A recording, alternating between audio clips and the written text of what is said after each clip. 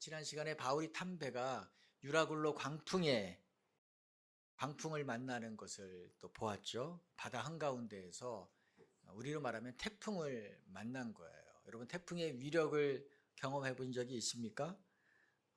2003년도 태풍 매미가 왔을 때 저는 태풍이 정말로 이게 강력한 거구나 하는 것을 처음으로 느꼈어요.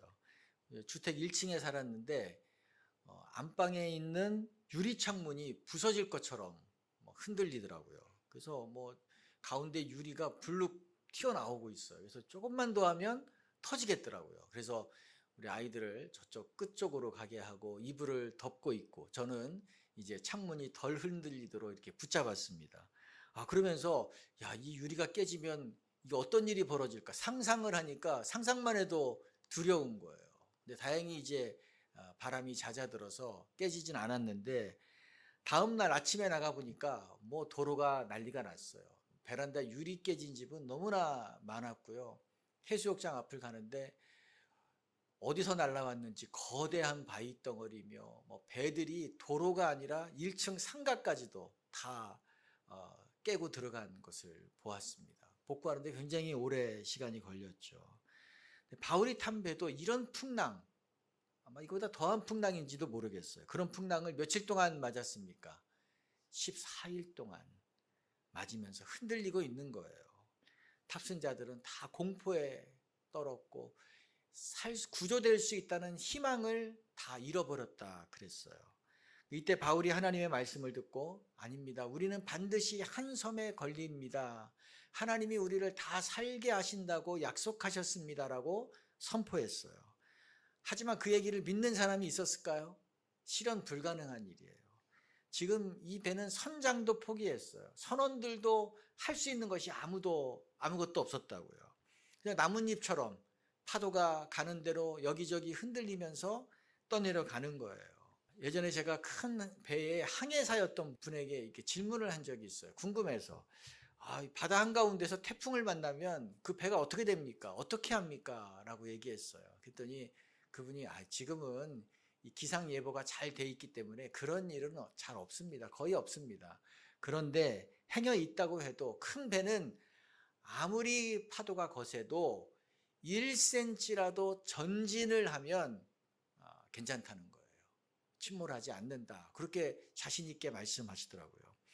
근데 그 얘기를 듣고 제가 반대로 생각해 보니까 기관이 고장났다면, 엔진이 고장나서 배가 자체적으로 움직일 수 있는 동력이 없다면 바람 앞에 이거는 전복될 수밖에 없다는 거잖아요. 지금 바울의 배가 이렇게 위험한 것입니다. 2주 동안 표류했어요. 그런데 아무 일도 없었습니다. 침몰하지 않았어요. 특별한 일이죠. 특별한 일이에요.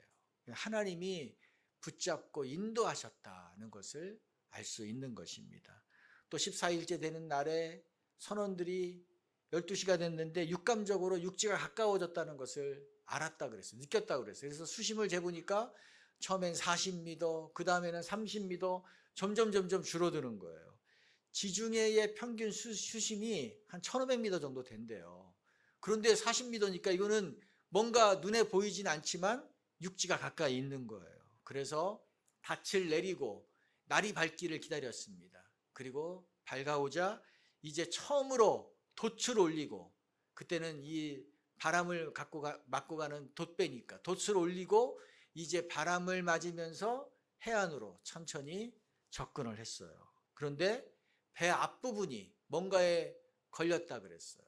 아마도 이 암초나 어떤 모래톱 같은 데 걸려서 전진을 못하는 거예요. 전진을 못하는 것뿐만 아니라 배 뒤에서는 아직도 강한 파도가 몰려왔기 때문에 배 뒷부분을 때려서 배가 지금 파손돼 가고 있습니다.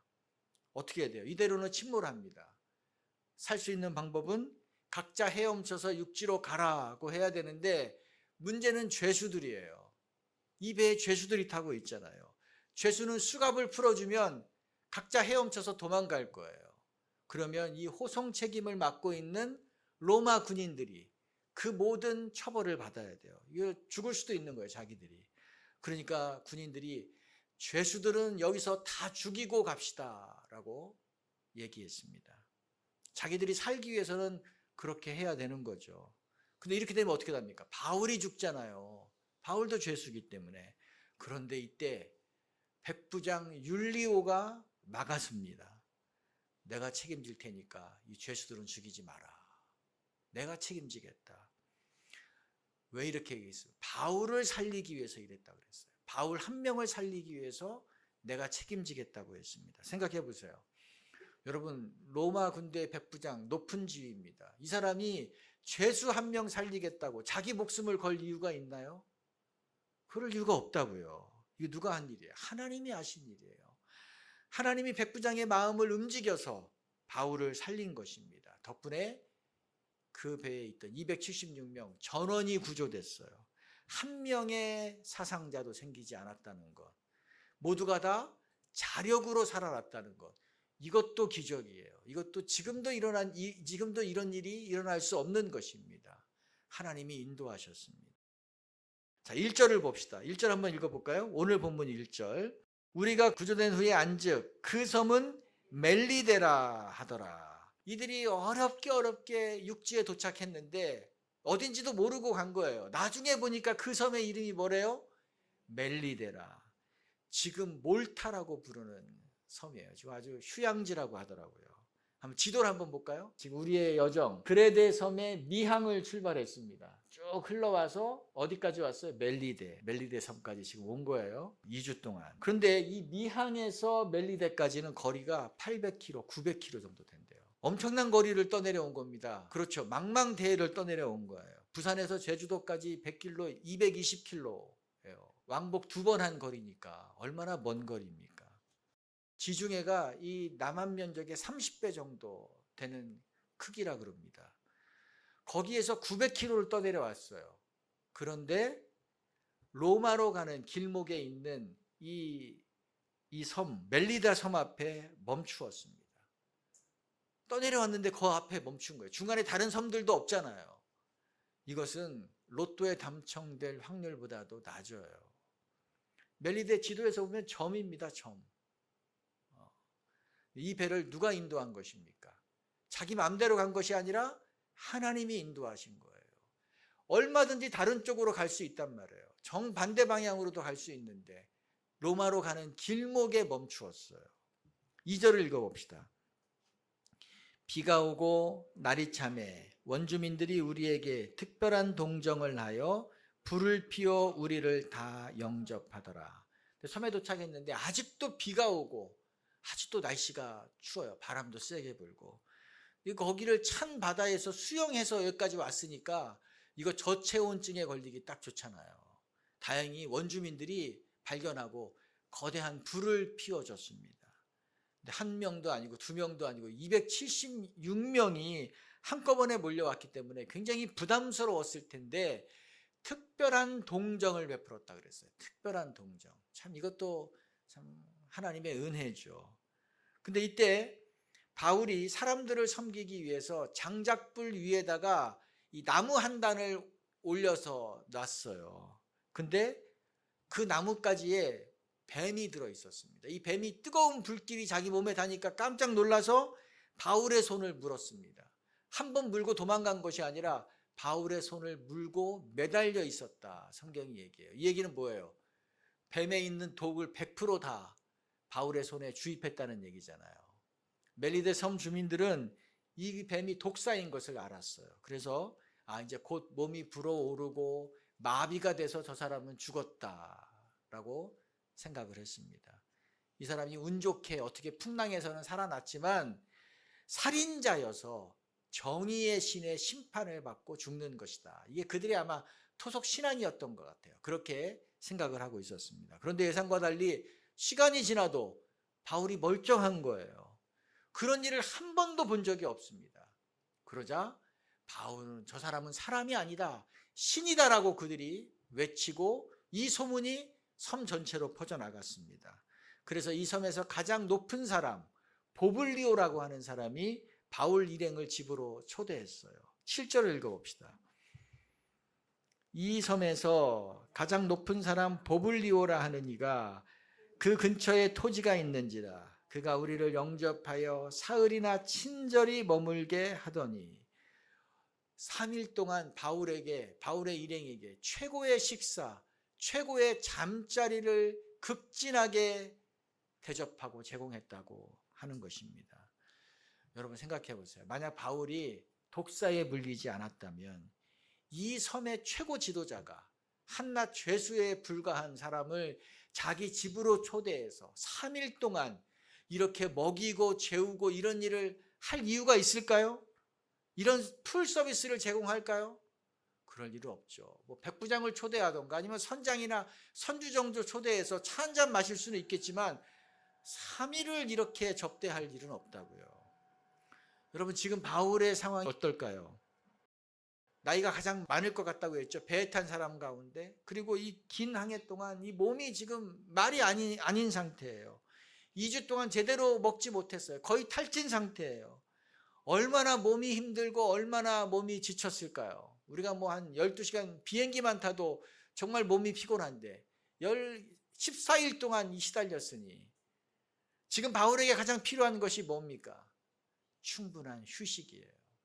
충분한 영양을 공급받는 것입니다. 그런데 3일 동안 쾌적한 숙소에서 최고의 음식을 접대받으면서 휴식을 했어요. 기대한 일이 아닙니다. 그러니까 이 독사에 물린 것, 이것도 하나님의 절묘한 인도하심이다. 하나님의 절묘하신 인도하심이었던 것입니다. 8절 9절 봅시다. 하나님이 또 어떻게 인도하셨는지를 보죠. 보블리오의 부친이 열병과 이질에 걸려 누워 있거늘 바울이 들어가서 기도하고 그에게 안수하여 낫게 하며 이러므로 섬 가운데 다른 병든 사람들이 와서 고침을 받고 이 집에서 접대를 받고 있는데 이 보블리오의 아버지가 고열과 또 이질로 누워서 신음하는 것을 바울이 봤어요. 지금이야 뭐 위생 상태가 좋고 뭐 우리가 치료 방법들이 많기 때문에 이질 같은 경우는 잘 생기지도 않지만 쉽게 치료할 수 있다고요. 근데 이 당시는 뭐 치료 방법이 마땅치 않고 또 이 아주 전염성이 강한 병이기 때문에 탈수증으로 시름시름 하다가 죽는 경우가 많았다 그래요. 근데 이 죽어가는 이 보블리오의 아버지를 바울이 다가가서 기도하자 그 자리에서 치유가 됐어요. 일어섰어요. 이 광경을 섬의 최고 지도자가 눈으로 직접 본 거예요. 자기 아버지잖아요. 이 소식이 또 순식간에 섬 전체로 퍼졌습니다. 섬 안에 있는 환자란 환자들이 다 바울 앞으로 몰려왔고 바울이 그들을 치유해 주었습니다. 여러분 바울이 병만 고쳤을까요? 바울이 그들에게 복음을 전했을 거예요. 그리고 이 섬에 있는 동안 하나님의 공동체 교회가 세워졌을 것 같아요. 이로 인해 바울은 이 멜리데 섬에서 갑자기 추앙받는 존재가 되었습니다. 하나님이 바울을 높여서 최고 VIP 대접 그런 존재가 되게 하신 거예요. 10절을 읽어봅시다. 후한 예로 우리를 대접하고 떠날 때에 우리 쓸 것을 배에 실었더라. 바울이 있는 동안 후한 예로 대접을 했다. 그리고 떠날 때 갖은 선물을 가득 배에 실어 주었다라고 얘기합니다. 바울에게 받은 은혜가 너무 크고 감사해서 극진히 섬긴 거예요. 극진히 섬긴 것입니다. 여러분 만약 바울이 죄수의 신분으로 3개월을 이 멜리데 섬에서 보냈다면 어땠을까요? 정말 힘들었을 거예요. 죄수로 보냈다면. 작은 섬이잖아요. 섬은 주거 환경이 열악해요. 또 이 물자도 부족하다고요. 죄수에게 좋은 것을 주고 좋은 대접을 할 리가 없습니다. 그냥 겨우 죽지 않을 정도로만 환경을 만들어주고 먹을 걸 줬겠죠. 몸도 약한 바울은 그런 데에서는 견디기 어렵다고요. 근데 바울은 지금 이 섬에서 가장 최고 권위자가 되어버렸어요. 최고 추앙받는 존재가 되었어요. 섬의 1인자가 그를 보호하는 사람이 되어버렸습니다. 충분히 먹고 쉬면서 이 3개월을 휴양하면서 이 섬에서 보냈어요. 그러니 앞으로 로마에서 겪을 일들이 보통이 아니잖아요. 그때 겪을 일들을 미리 에너지를 비축하는 또 그런 시간이 되었고 또 사역을 준비할 수 있는 시간이 된 것입니다. 자, 그러니까 이 멜리데 섬은 바울에게는 무슨 장소입니까? 회복의 장소예요. 치유의 장소예요. 휴양의 장소입니다. 축복의 땅이었어요.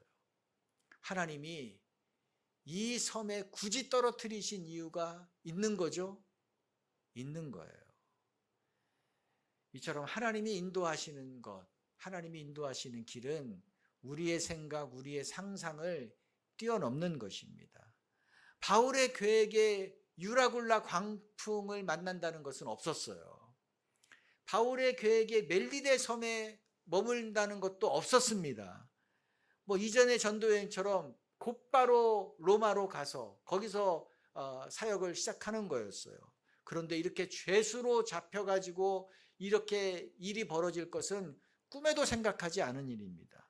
근데 하나님은 이 방법이 가장 안전하기 때문에, 이 방법이 로마로 갈 수 있는 가장 좋은 방법이기 때문에 바울에게 이 길을 허락하신 것입니다.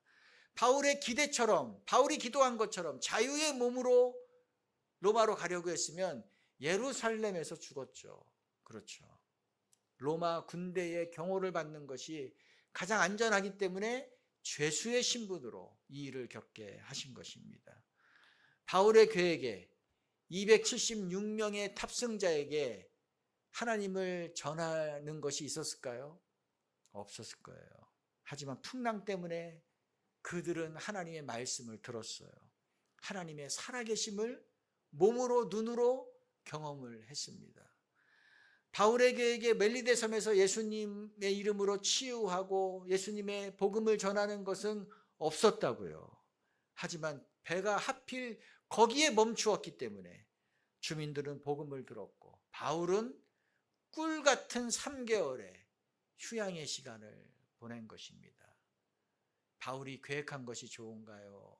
아니면 하나님이 인도하시는 것이 좋은가요? 뭐가 좋은가요? 바울이 계획한 대로 되지 않았다는 것이 얼마나 감사한가요? 얼마나 다행인가요? 그렇죠? 그래요. 우리는 내가 세운 계획대로, 내가 세운 일정대로 돼야만 한다고 생각을 합니다.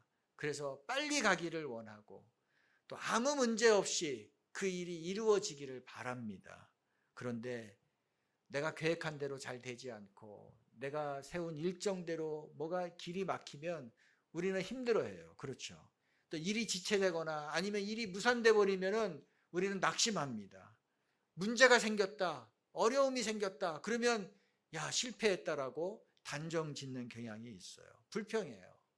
그러나 그렇지 않다는 것입니다. 내가 생각한 대로 되지 않을지라도 하나님의 이유가 있어요. 우리의 길이 막힐지라도 하나님은 더 좋은 길을 가지고 있다는 것을 믿어야 되는 것입니다. 아멘. 바울이 풍랑 속에 있었던 14일, 불행한 일이 아니었어요. 절묘한 하나님의 인도하심이었다고요. 바울이 뱀에 물린 것도 이게 불행한 일이 아니었어요. 불운한 것이 아니었어요.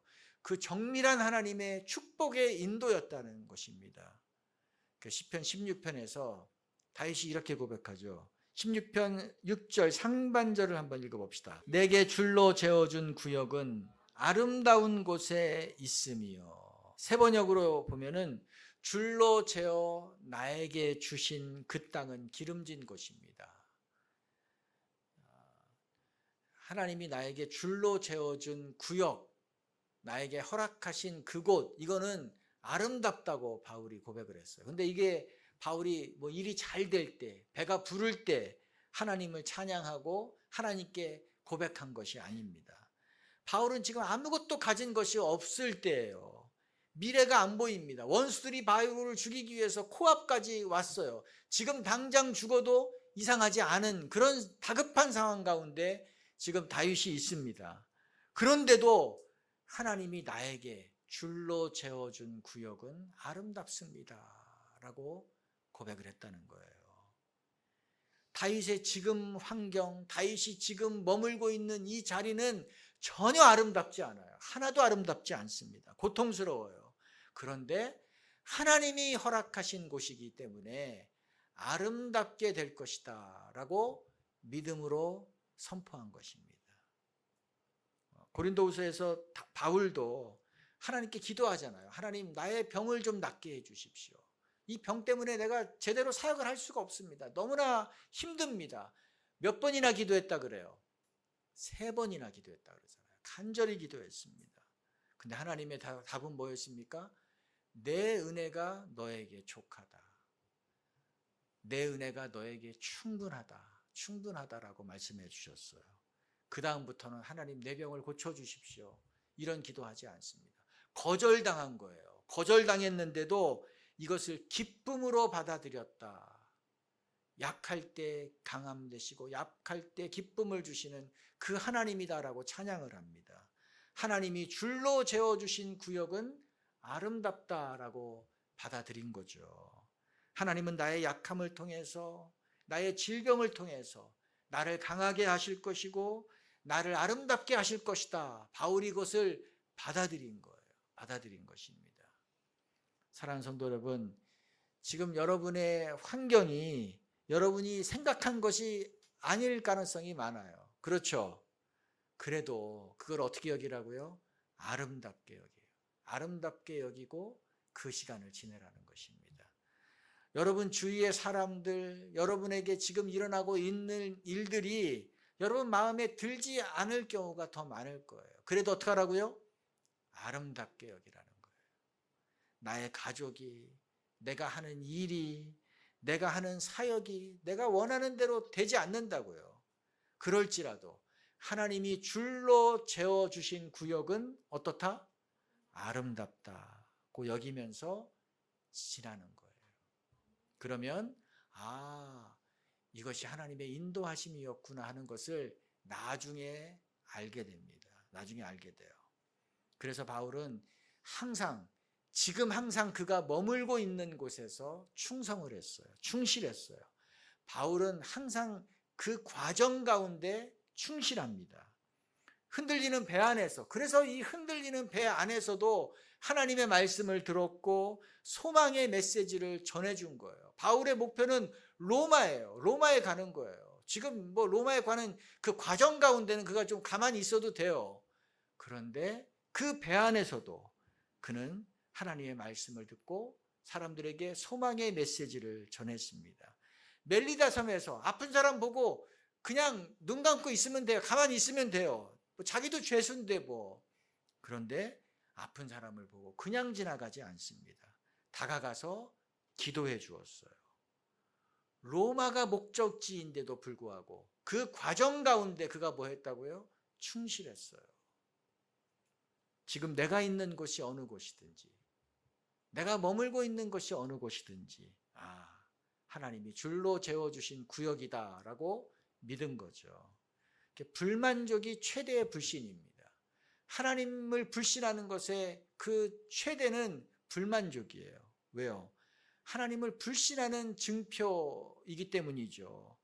나의 삶에 불만족하는 것, 하나님을 믿지 않는 거예요. 불신하는 거예요. 따라합시다. 불만족은 최대의 불신이다. 이거는 하나님이 주신 것이 아름답지 않습니다라고 얘기하는 거잖아요. 하나님이 주신 것을 내가 인정하지 않는 거기 때문인 것입니다. 지금 여러분이 머물고 있는 자리, 지금 여러분의 환경, 그것이 무엇이든지 간에 하나님이 주신 것입니다. 아멘. 그래서 거기에 뭐 해야 된다? 충실해야 되는 거예요. 충실해야 되는 거예요. 과정에 충실해야 돼요. 바울이 이렇게 했을 때 멜리데 섬은 바울에게 사실 최악의 감옥입니다. 최악의 고통스러운 감옥의 자리예요. 그런데 감옥이 아니라 뭐가 됐어요? 최고의 사역지가 됐어요. 이 3개월이 바울에게 최고의 사역지가 됐습니다. 이렇게 단기간에 이렇게 집중적으로 이렇게 많은 사람들이 주님을 믿고 돌아온 것 없었어요. 그리고 이렇게 반대자가 없이 마음껏 사역했던 적이 없었습니다. 놀라운 일이잖아요. 바울은 멜리데 섬이 최고의 고통의 장소가 될 수 있었어요. 그런데 최고의 휴양지가 됩니다. 최고의 휴식지가 되었어요. 하나님이 우리에게도 이렇게 하실 줄로 믿습니다. 하나님의 인도하심을 믿고 따라가면 우리가 노력하지 않아도 하나님이 그렇게 이루시는 것입니다.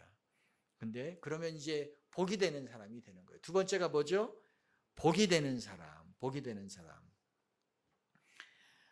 바울은 생각해 보세요. 이 배에 있는 바울 포함해서 276명의 사람 가운데 또 섬에 있는 또 얼마나 많은 사람들이 살았겠어요. 섬에 있는 그 사람들 가운데 비교하면 바울은 가장 가진 것이 없는 사람입니다. 지금 가장 약한 사람이에요.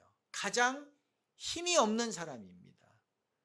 그런데 이런 바울이 하나님의 복을 그 모든 사람들에게 흘려보내는 사람이 되었어요.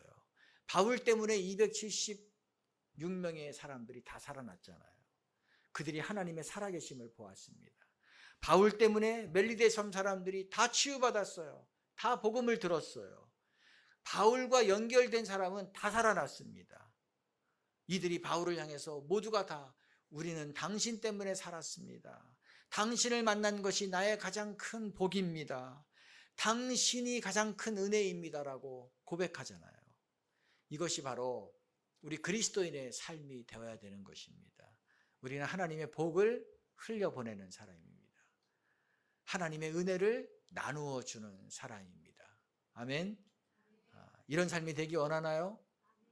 그거 어떻게 해야 돼요? 그러려면 우리가 과정 가운데 섬겨야 돼요. 희생해야 되는 것입니다. 생각해 보세요. 바울이 배 안에서 바울은 뭐 힘들지 않았을까? 바울이 가장 힘들었을 거예요.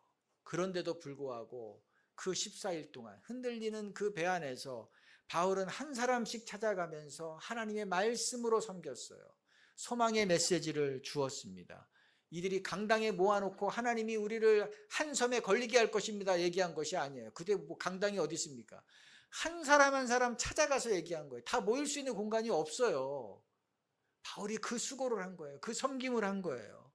섬에 도착해서 얼마나 춥고 얼마나 바울이 지쳤겠어요. 그런데 가장 나이 많은 바울이 나뭇가지를 주워다가 그 나뭇가지를 불 위에 올려놓는 일을 했다고요. 누가 시켰을까요? 아니요. 다른 사람을 따뜻하게 해주기 위해서 자기가 섬긴 거예요. 희생한 거예요. 여러분, 백부장이 왜 바울을 죽이지 말고 살려야 된다라는 생각을 했을까요? 하나님의 인도하심이죠. 또 하나는 배에서 바울의 삶을 그가 보았어요. 배에서 바울이 어떻게 하는지 다 보았다고요. 자기를 희생해서 저 죄수가 다른 사람을 섬기는 것을 봤다고요.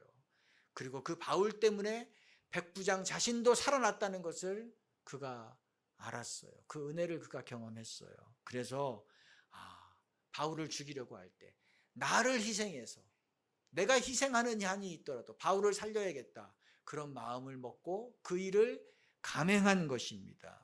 그러니까 백부장도 바울을 보고 복이 되는 사람이 된 거예요. 수많은 죄수가 죽었을 수밖에 없었는데 복이 되는 사람이 된 거예요. 근데 이거는 누구나가 할 수 있습니다.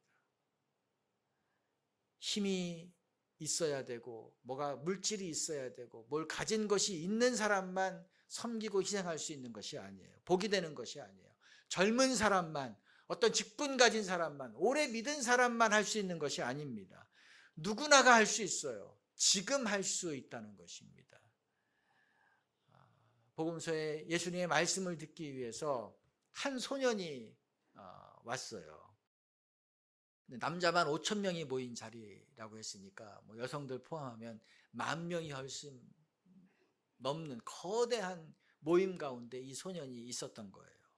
자, 이 모임 가운데 이 소년의 위치는 어느 정도일까요? 뭐 가장 작아요. 뭐 이 소년 누구도 거들떠보지 않습니다. 통계에도 안 잡히는 보잘것없는 존재, 모든 사람이 무시하는 존재예요. 그런데 갑자기 예수님의 제자들이 다니면서 음식을 찾기 위해 돌아다니는 거예요. 먹을 것을 섬길 수 있는 사람이 있으면 좀 얘기해 주십시오. 알려주십시오. 자원해 주십시오. 외치고 다닙니다. 이 소년의 무릎 위에는 엄마가 싸준 도시락이 하나 있었어요. 작은 도시락이에요. 어린이용 도시락이니까 얼마나 작겠어요. 또 가난한 집이었던 것 같아요. 반찬도 물고기 2마리, 보리떡 5개. 이거 어디 도시락으로 내놓고 먹기도 좀 부끄러운 그런 빈약한 거잖아요. 그런데 이 소년이 내 도시락을 다른 사람을 위해서 내놓고 싶은 마음이 생겼습니다. 그래서 제자들에게 손을 들고 자기의 도시락을 건네주었어요. 근데 이것이 예수님의 손에 전달되었죠. 어떤 일이 벌어졌습니까? 어떤 일이 벌어졌죠? 이 보잘것없는 도시락이 예수님의 손에 들려지자 그 자리에 모인 모든 사람들, 10,000명이 넘는 사람들이 배불리 먹었고 12광주리도 더 남았다라고 성경이 얘기하고 있습니다. 이 소년이 어떤 사람입니까? 복을 나눠주는 사람이죠. 복이 되는 사람이 되었죠. 이 소년의 이야기가 성경에 기록되었어요. 2000년이 지난 지금도 우리가 얘기하고 있는 이 이야기의 주인공이 됐잖아요. 저는 이날 도시락 싸온 사람이 그 10,000명 넘는 사람들 가운데 이 소년 한 명이라고 생각하지 않습니다. 어른들 가운데도 도시락 싸온 사람이 많이 있었을 거예요. 그렇지 않았을까요? 고기 반찬에 디저트까지 싸온 사람도 있었습니다. 그런데 아무도 내놓지 않았어요. 아무도 희생하지 않았어요. 아무도 섬기지 않았어요. 만약에 그런 어른들이 내놨다면 어땠을까요? 모두가 다 고기 도시락 먹은 거예요. 모두가 다 디저트까지 먹은 거예요. 마카롱에 커피까지 마셨을 것입니다. 근데 어린아이밖에 없었기 때문에 보리떡밖에 못 먹었어요. 여러분, 이 복의 통로가 된 것, 어린아이 한 명뿐이었다는 것입니다. 어린아이의 작은 섬김이 모두를 살렸어요. 그게 이 무슨 말이에요? 누구든지 할 수 있다는 거예요. 누구든지 다 다른 사람의 복이 될 수 있다는 것입니다. 아멘. 지금 내가 선 자리에서 내가 가진 작은 것으로 하는 거예요. 그러면 내가 복을 얻고 모두가 복을 얻습니다. 가장 복을 얻은 사람은 이 소년이죠. 이것이 그리스도인입니다. 복이 되는 사람, 복이 되는 사람, 복을 흘려보내는 사람입니다. 그래서 우리는 이런 얘기 들어야 돼요. 우리가 들어야 될 얘기는 당신을 만난 것이 나의 복입니다. 당신이 우리의 가족인 것이 복입니다. 당신이 나의 동료인 것이 복입니다. 당신이 나의 친구인 것이 복입니다. 이웃인 것이 복입니다. 우리 회사에 있는 것이 복입니다. 나의 상사인 것이 복이고 나의 부하인 것이 복이고 우리의 성도인 것이 복이고 이런 얘기 들어야 될 줄로 믿습니다. 당신 때문에 내 삶이 풍성해졌습니다. 우리 옆에 분에게 고백합시다. 당신이 나의 복입니다. 네. 어려운 일이 아니라고 그랬어요. 이거는 지금 할 수 있습니다. 지금 나에게 주신 작은 것, 도시락 하나, 키즈 도시락, 이거 하나 하나님이 마음 주실 때 섬기면 복이 되는 사람이 될 수 있는 것입니다. 실제로 도시락을 내놓으라는 게 아니라 말로 할 수 있는 것이고 글로 할 수 있는 것이고 작은 것으로 할 수 있는 것입니다. 사랑하는 성도 여러분, 우리 공동체가 또 여러분의 삶이 이렇게 복이 되는, 다른 사람을 부욕케 하는, 풍성케 하는 일에 쓰임받기를 주님의 이름으로 축복합니다. 아멘. 같이 기도하죠. 우리는 오늘 하나님의 인도하심을 받습니다. 이 세상의 눈으로 보면 바울은 정말로 일이 안 되는 사람이에요. 배를 탔는데 하필 그 배가 풍랑을 만났어요. 14일 동안. 또 배 안에서 죄수라고 죽을 뻔했어요. 또 겨우겨우 섬에 도착했는데 뱀에 물렸습니다. 정말 안 되는 인생이에요. 그러나 그 모든 것이 하나님의 인도하심이었습니다. 그걸 통해서 다른 사람을 살렸어요. 그걸 통해서 바울 자신이 풍요로워졌습니다. 복이 되는 사람이 된 것입니다. 살리는 사람이 된 것입니다. 276명의 그 배에 탄 모든 사람들을 살렸고 육신만 살린 것이 아니라 그들에게 영원한 생명이 있는 그 하나님과 예수 그리스도의 복음을 알게 했습니다. 또 섬 안에서 우상을 섬기고 헛된 신 앞에 경배하는 그 섬의 사람들의 그 육신의 질병을 치유해 주었고 그들이 참신 되신 하나님을 알게 하는, 예수 그리스도를 믿게 하는 그런 놀라운 일에 쓰임을 받았습니다. 그래서 당신이 복입니다. 당신을 만난 것이 하나님의 선물입니다. 라는 고백을 들은 것입니다. 아무것도 아닌 죄수에 불과했어요. 가장 약한 사람이고 가장 나이 많은 사람이고 가장 힘이 없는 사람인데 하나님 앞에 자신을 드리니까, 과정에 충실하니까 하나님이 그렇게 높여서 쓰신 것입니다. 하나님, 내가 그런 삶이 되기를 원합니다. 내 삶이 그런 삶이 되기를 원합니다. 내 생각대로 흘러가지 않아도 하나님의 인도하심을 믿고 하나님이 줄로 재어준 구역은 아름답습니다라고 생각하며 살아가겠습니다. 그리고 내가 선 자리에서 다른 사람에게 복이 되는, 복을 흘려보내는 그런 복된 인생이 되고 싶습니다. 그렇게 되겠습니다. 사랑하겠습니다. 섬기겠습니다. 우리의 마음의 결단을 주 앞에 올리며 나아갑시다. 아버지 하나님, 오늘 우리에게 이 말씀을 주셔서 감사합니다. 가장 작은 사람, 가장 보잘것없는 사람, 하나님 그 죄수 바울을 통해서 276명이 살아났습니다. 하나님, 그 멜리데 섬, 가장 어두운 섬 안에 있는 사람들이 다 살아났습니다. 바울과 연결된 사람은 다 살았습니다. 바울을 만난 사람은 다 하나님의 은혜를 받았습니다. 하나님, 독이 들어가도 살지 않고 하나님의 생명을 흘려보내는 사람인 것을 알게 했습니다. 하나님, 그러므로 지금 있는 자리에서 감사하며 살아가겠습니다. 불만족하지 않겠습니다. 하나님이 줄로 재워서 주신 구역은 아름답습니다라고 이해가 되지 않아도 찬양하며 나아가겠습니다. 광풍 가운데 있을지라도 하나님이 주신 그 자리임을 믿으며 섬기며 살아가겠습니다. 하나님, 섬 안에 갇혀 있을지라도 내 주위에 있는 사람들을 돌보며 살아가겠습니다. 하나님, 그런 우리의 공동체가 되게 하여 주시옵소서. 그런 우리 성도가 되게 하여 주시옵소서.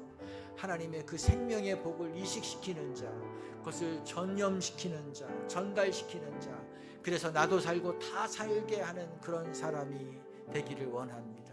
하나님, 우리를 그렇게 사용하여 주시옵소서. 아멘.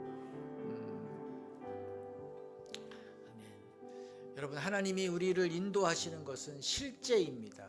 하나님이 얼마나 정밀하신 분인지, 얼마나 세밀하신 분인지 우리의 이 짧은 지혜로, 짧은 경험으로 더듬을 수 없습니다. 오늘 그 본문을 우리가 본 것입니다. 그러므로 다시 한번 우리는 하나님을 신뢰하는 것이 믿음입니다. 하나님을 불만족하는 것이 불신앙이라 그랬어요. 하나님, 어떤 일이 있을지라도, 어떤 풍랑 앞에서도, 이 섬 앞에 떨어뜨려 놨을지라도 하나님, 내가 주님, 목자 되신 주님을 신뢰하며 따라가겠습니다 라는 고백을 우리가 찬양으로 합시다. 우리의 인도자 되신, 목자 되신 주님을 찬양합니다. 나를 기르시는 목자요, 나는 주님의 귀한 어린 양. 푸른 풀밭 맑은 시냇 물가로 나를 늘 인도하여 주신다. 주는 나의 좋은 목자, 나는 그의 어린 양. 저를 따라 꼴을 먹여주시, 내게 부족함 전혀. 주는 나를 기르시는 목자요, 나는 주님의 귀한 어린 양. 푸른 풀밭 맑은 시냇 물가로 나를 늘 인도하여 주신다. 주는 나의 좋은 목자, 나는 그의 어린 양. 저를 따라 꼴을 먹여주시니 내게 부족함 전혀. 못된 짐승 나를 잊지 못하고, 거친 비바람 삼지 못하리. 나의 주님 강한 손을 펼치사 나를 주야로 지켜주신다. 주는 나의 좋은 목자, 나는 그의 어린 양. 저를 따라 꼴을 먹여주시니 내게 부족함 전혀 없어라. 주는 나의 좋은 목자, 나는 그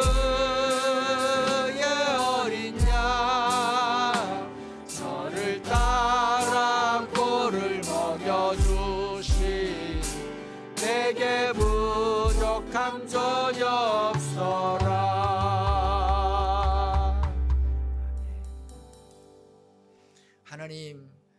하나님이 우리의 목자가 되어 주셔서 감사합니다. 그래서 우리 앞에 거친 들이 있고 풍랑이 있고 메마른 땅이 있고 가고 싶지 않은 강이 있지만 그것조차도 하나님이 선하게 바꾸어 주시고 하나님의 손 안에 있어서 능히 감당하고 건너고 또 우리를 축복의 땅으로 인도하시는 분이신 것을 믿습니다. 행여 그 과정 가운데 또 우리가 불만하지 않도록 도와주십시오. 그 과정 가운데 우리의 계획대로 이루어지지 않을지라도 하나님의 그 목자 되심을 인정하며 인도를 믿으며 하나님이 주신 것을 아름답게 여기며 또 기쁨으로 걸어가게 하여 주시옵소서. 그래서 마침내 하나님께서 이렇게 일하시는 것을 보고 또 증거하는 삶이 되기를 원합니다.